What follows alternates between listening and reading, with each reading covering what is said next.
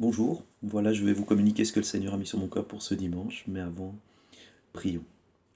Père, merci pour cette occasion de pouvoir encore se rassembler, de pouvoir recevoir ta parole, de pouvoir se mettre à ton écoute tout simplement. Merci de diriger ces moments. Merci Seigneur parce que tu es fidèle avec nous chaque jour et tu as encore le désir de nous parler aujourd'hui. Que ton œuvre se fasse encore dans nos vies et que tu puisses continuer de nous faire grandir, de nous perfectionner, de nous rendre semblables à Christ. Dans le nom de Jésus. Amen. Alors dans le cadre de nos exhortations de la semaine, je me suis rendu compte que souvent nous avons tendance à banaliser la parole de Dieu. Et donc c'est le thème que j'aimerais aborder aujourd'hui. Et je pars d'un constat, comme j'aime bien le faire aussi, c'est que nous sommes dans un monde où nous sommes très sollicités au niveau de l'information. Il y a des publicités à tous les coins de rue, des enseignes. Nous avons des infos dans tous les genres, dans tous les styles autour de nous régulièrement. Tous nos écrans sont sources d'informations. Et la saturation d'informations fait que nous ne pouvons pas toujours accorder une vraie attention finale à cette information. Nous sommes comme tout le temps occupés et préoccupés par de l'info. De plus, même des informations qui devraient nous interpeller sont banalisées car au milieu d'autres informations. On peut prendre l'exemple des guerres, des attentats euh, qui sont partagés quelques instants et puis boum, on passe à une bonne nouvelle, à un match de foot, à autre chose. On passe du coq à l'âne. L'objectif n'est pas de nous toucher, mais de nous informer. Dans le cadre des exhortations autour de ma relation avec la parole de Dieu, dans le cadre du défi lancé sur le psaume 119, il est question d'aimer la parole de Dieu, de s'y attacher, de la méditer. Et on pourrait continuer la liste, bien sûr. Pourtant, lorsque nous arrêtons quelques instants sur la parole de Dieu, je trouve qu'elle est, dans notre monde actuel, bien souvent maltraitée, à cause de cette culture qui nous environne. Sur les réseaux sociaux, nous trouvons nombre de textes qui sont lancés les uns aux autres, dans un cadre bienveillant. Nous avons accès à de nombreuses Bibles, que ce soit dans nos propres bibliothèques ou sur Internet.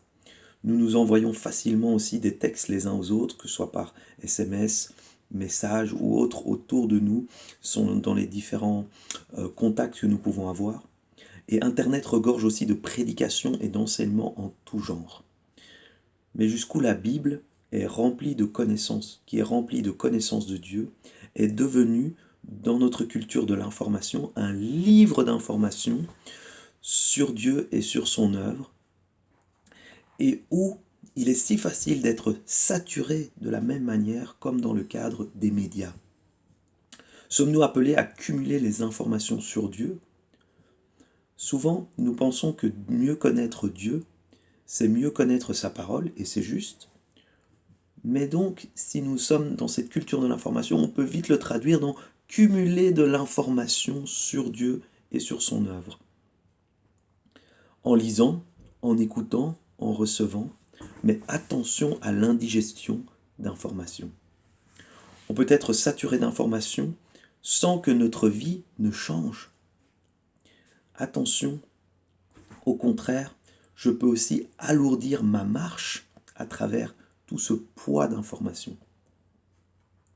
L'important, au final, qu'est-ce que Dieu m'a dit dans tout cela? C'est bien d'avoir les informations, d'avoir des connaissances, mais qu'est-ce que Dieu me dit dans tout ça? Voilà la parole de Dieu. La parole de Dieu, au final, devient alors quelque chose d'inestimable. Ce n'est pas juste une info que Dieu me donne, mais c'est quelque chose de précieux. Elle vient de Dieu lui-même. On ne passe pas à autre chose comme on change de sujet dans un journal parlé ou comme on zappe sur une autre chaîne. C'est comme si on répétait le Notre Père en demandant la nourriture du jour et que Dieu nous envoyait des paroles, nous envoyait des choses et qu'on ne faisait que les additionner, les mettre de côté en vue d'eux. Mais jamais sans y goûter, jamais sans la digérer, jamais sans faire quelque chose avec. Nous aurions donc une étale remplie de pain, remplie de nourriture, qui le lendemain serait déjà moins bon et va tout doucement devenir rassis, plus bonne, et il faudra encore en demander davantage. Et en plus, nous aurions toujours faim car nous n'aurions jamais pris le temps de la manger réellement. Quand Dieu parle, ce n'est pas pour nous informer. C'est un choix qu'il place devant nous, une décision à prendre. Nous devons apprendre à digérer cette parole et à l'appliquer. Un premier danger est donc de faire de la Bible une liste d'informations. Maintenant, si on arrive malgré tout à s'arrêter sur une information, sur une parole, il y a un autre danger. Parce que dans notre société, nous aimons aussi questionner, disséquer, étudier au point d'analyser sous toutes les coutures comme si elle avait quelque chose à cacher. Il y a une sorte de méfiance. Nous avons peur d'eux. Et l'étude n'est pas mauvaise en soi parce qu'en effet, il pourrait y avoir une mauvaise interprétation, une mauvaise compréhension. Mais le danger est plutôt, que j'aimerais souligner, est l'inverse. C'est le fait de manipuler cette parole et de la mettre soit à notre niveau ou dans le sens que nous aimerions bien, qui fait qu'au final, on étouffe cette parole et elle ne vient que rassurer notre chair, elle vient que rassurer notre péché, notre entêtement, notre rébellion, au final. Le danger est d'analyser avec notre esprit et c'est le risque de l'interpréter à notre niveau de compréhension et de lui faire perdre sa valeur spirituelle. Qu'est-ce que Dieu voulait nous dire, lui, au final? C'est là que vient s'unir l'esprit et l'écriture. Sans l'auteur qui a inspiré les Écritures, il est possible que sa parole, qui est vivante, devienne morte. En effet, la Bible sans l'esprit est dangereuse, car elle devient loi, et la loi tue, mais l'esprit vivifie. En effet, Satan lui-même utilise les Écritures pour assujettir l'œuvre de Dieu. C'est ce qu'il a fait avec Jésus dans le désert. Jésus, qui est la parole de Dieu, il a essayé de le manipuler par les Écritures elles-mêmes.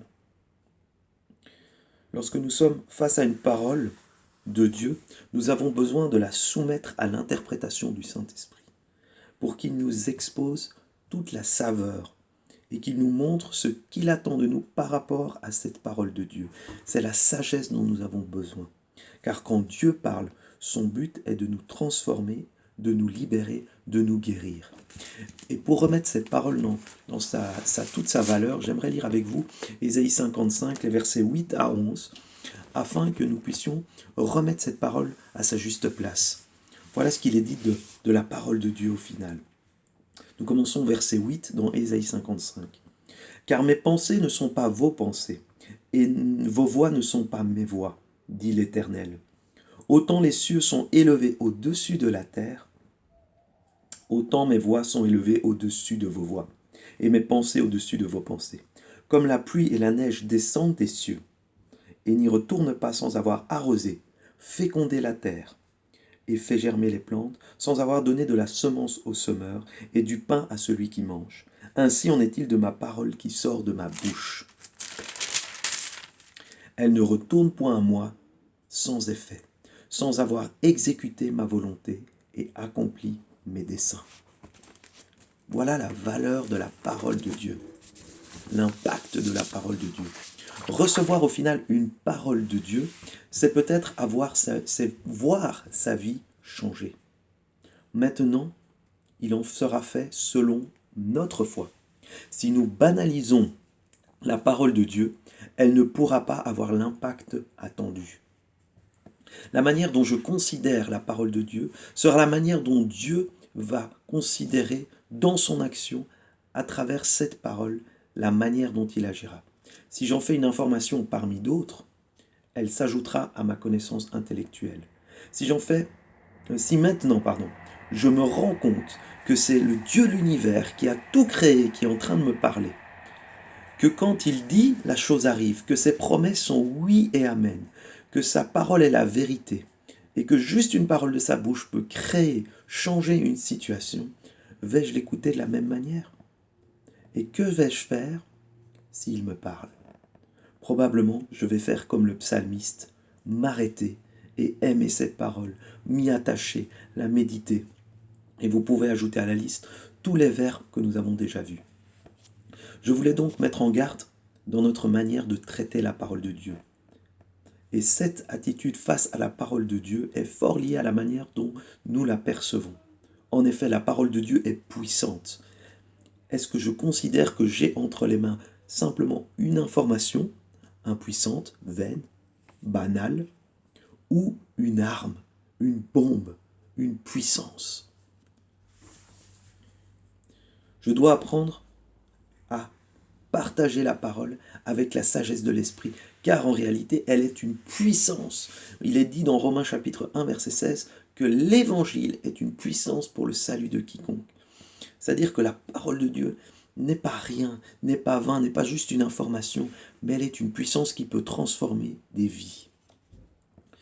Et nous l'avons vu, Satan l'utilise car il sait cette puissance qui se cache là derrière. Il sait comme la parole a un impact. Même rien que la parole de base est le fondement de tout. C'est la parole qui a tout créé. C'est la parole qui crée une idéologie, c'est une idée qui vient, qui crée le monde dans lequel nous sommes. Avant que tout soit créé, il y a d'abord une parole, une pensée qui est venue, avant que nous puissions la façonner. De même, quand je partage un verset, comment je le fais? Est-ce que je me dis, ça lui fera du bien? Est-ce que je lui transfère une information parce qu'elle m'a fait du bien à moi et je voudrais que ça fasse du bien à un autre? Jusqu'où je minimise le fait de partager l'info, de partager la parole? Comme je dirais, regarde telle vidéo, ça m'a fait du bien. Elle est drôle, tu vas passer un bon temps. Ou est-ce que l'esprit m'a convaincu que cette parole va bouleverser la vie de mon interlocuteur, de celui à qui je communique?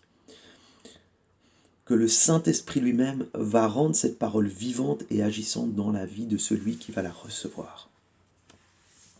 Nous comprenons ici donc l'importance de la collaboration entre nos deux dernières thématiques abordées dans nos exhortations, connaître et collaborer avec le Saint-Esprit, et ma relation avec la parole de Dieu dans le psaume 119. Car celui qui me parle, que ce soit dans ma lecture, dans ma prière, dans mon quotidien, c'est le Saint-Esprit lui-même. C'est lui qui rend les Écritures vivantes. Et les Écritures nous disent aussi une chose et nous apprennent que la crainte de Dieu est le commencement de la sagesse. Ça veut dire aussi que la manière dont je perçois Dieu est aussi liée à la manière dont je perçois sa parole. Si j'ai cette crainte de Dieu, j'aurai aussi cette crainte lorsqu'il parle, cette bonne crainte de pouvoir être à l'écoute de sa parole. Dieu m'a parlé. Je m'arrête, j'écoute et ma vie en est transformée. Donc cette considération que j'ai de la parole est très liée aussi à la considération que j'ai pour Dieu, pour son œuvre, pour ce qu'il accomplit. Ce message nous fait donc prendre conscience des enjeux, des exhortations que nous avons vues dernièrement, et je l'espère lorsque nous allons maintenant continuer d'aborder le psaume 119 qui nous parle de la parole, des décrets, des lois de Dieu, nous allons comprendre les enjeux et l'importance d'être à l'écoute de cette parole et de pouvoir prendre au sérieux la parole de Dieu au quotidien, qu'elle soit notre guide, qu'elle soit notre chemin, notre lumière, car Jésus lui-même est la parole de Dieu. Il dit que les Écritures parlent de lui. À des gens qui cherchaient dans les Écritures la vie éternelle, il leur dira, la vie éternelle ne se trouve pas là, mais elle se trouve en moi. Car la vraie parole, c'est Jésus-Christ lui-même. Que Dieu vous bénisse et qu'il puisse continuer à travers sa parole de vous conduire au quotidien. Soyez bénis.